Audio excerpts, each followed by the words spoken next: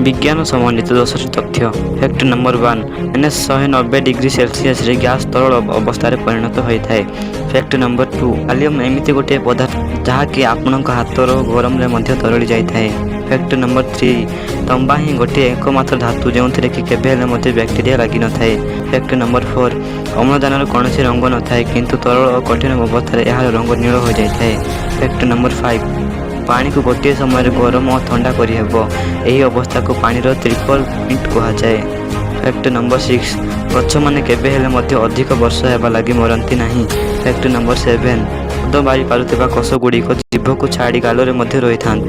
Fact number 8 जितेबाला जड़े लोक छिंकी थाए से मुहर बाहर बैक्टेरियार बेग 60 मिनिट प्रति घंटा होता है। फैक्ट नंबर 9 माइसोफोनिया एक एमती रोग जो कि लोक मैंने छोट छोट शब्द उदासीन हो जाती। फैक्ट नंबर 10 आलू 80% पानी सह तैयारी होता है।